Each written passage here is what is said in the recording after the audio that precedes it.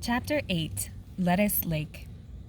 We woke up with the first light. The birds in the trees were squawking, and all the animals seemed very animated. The strong eastern wind from the day before must have blown in a heat wave because the air was already growing hot. I scratched the mosquito bites already covering my arms and figured we'd be sweating all day. "So where are you boys going anyway?" Lily asked as the other boys woke up and we gathered on the deck to eat. "Lettuce Lake," I answered. "Up Cypress Creek." "What's there?" Lily asked. "Birds," I said. I was still annoyed with her for stowing away, and here she was acting like this was a great big adventure and we'd almost begged her to come along. "So you're gonna shoot 'em when you find 'em?" she asked. "That's the general plan," I said. "How many do you think you'll find?" she asked. "As many as we can," Guy said, and Louie nodded. "They're worth a fortune, you know." "Not all of them," Lily said. "How are you going to miss the birds that aren't worth as much?" Guy looked at me and rolled his eyes. "Can you stop pestering?" I said. "That's not how you plume hunt, Lily. You just blast as many as you can and sell them for what you can." "But what about the birds that aren't worth anything?" she asked. "What'll you do with them?" "I don't know," I said. "Gator food," Louie interrupted, and Guy and I laughed along. I noticed that Tiger didn't laugh, but he didn't look like he was really paying attention anyway. After breakfast, we hoisted a single sail and caught a damp, hot breeze up the river toward Lettuce Lake. As we sailed, the river narrowed and closed in on us, so it soon felt as if we were going up into an alley of green. The farther inland we got, the more gators we saw. They were sitting along the banks and sunning, and every so often we'd see one disappear under the water as we approached. I knew gators were as scared of people as people were scared of them, but I sure didn't want to fall into this water. Lily and Tiger sat together on the bow, and Tiger pointed out different plants and animals we passed, giving her the seminal name for each. He said the trees were called ito, and the alligator was halpata. The ducks we passed were fotso, and once we heard a wild turkey in the bush, and he called penawa. I only half listened, mostly because I was worried about Guy and Louie. They both had snored all night, and they were really sneezing and sniffling now. I hoped they would get better soon. We sailed upriver for about 1.5 miles, going slow until the river opened to a shallow swamp. We almost grounded the Magellan twice looking for a channel through the swamp. Once we found it, we had to pole the Magellan through instead of sailing her. It was hard work, and me and Tiger did most of the poling. Finally, we emerged from the swamp into Lettuce Lake. The lake was named for a particular kind of water plant that grew on its surface. The plant had rounded, flat leaves that sat on top of the water and looked a little like floating lettuce. The whole surface of the lake looked solid. It was hard to believe there was actually water underneath all those plants, so I was surprised when we dropped anchor and found it was plenty deep.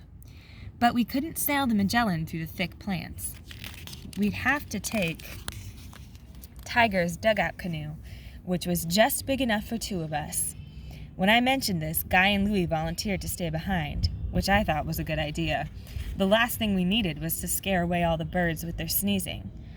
"Okay," I said. "Me and Tiger'll go." "Wait a second," Lily butted in. "I'm coming too." "What?" I said. "No way! The boat holds only 2 people." "It holds 3, Tiger said, and I glared at my friend. I couldn't believe Tiger was taking my little sister's side.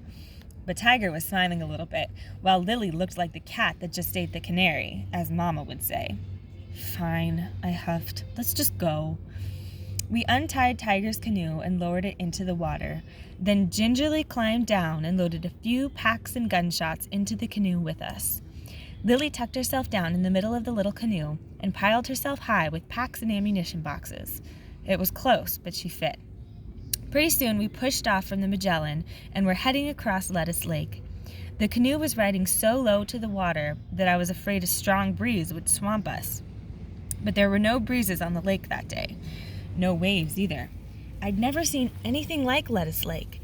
You could see the black water only if you pushed the swamp lettuce away with your hand or paddle, and then the plants would come right back. We got stuck more than a few times, and Tiger had to reach over the bow and free the clumps of swamp lettuce by hand.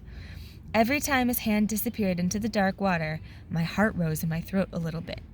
I already knew there must be gators in the lake, and maybe it was the heat or the bugs, but pretty soon my imagination started to run wild about what other kinds of monsters might live in those black waters. "Hi," Tiger hissed one time as he was clearing the canoe bow.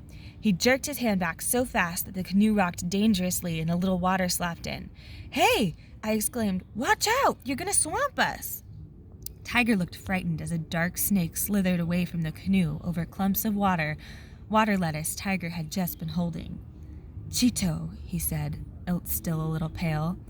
I had no idea what he meant until Lily said, "Water moccasin." "Oh." I watched the big snake swimming away and shivered. Water moccasins were very dangerous snakes. Papa had told me they were so aggressive that they sometimes swam far out of their way to bite a person, and their bite was a strong poison that could make an adult very sick. If anybody got bit by a water moccasin now, I pushed the thought away and started poking at the water lettuce with my paddle, just to make sure there weren't any more snakes. It was almost lunch when we finally made it to the north shore of the lake and found a little dry land. We were all sweaty and surrounded by great clouds of black flies. It felt great to get out of the canoe and walk in the shade of big trees, looking for a place to pitch a temporary camp. Lily said we should find high ground because there'd be fewer gators and snakes away from the water. I agreed with her, but I didn't give her the satisfaction of saying so out loud. We finally found a campsite and carried our supplies up from the boat. We decided to call it Camp Lettuce. We thought we still had time to hunt that afternoon, then cure the birds at Camp Lettuce and stay overnight. We'd be back at the Magellan first thing next morning. The only problem was, I had no idea where to find birds. "Look," Lily said, pointing up.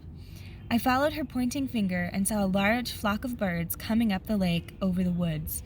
I almost grabbed my gun to start shooting, but there were too many trees overhead, and I'd just be wasting ammunition.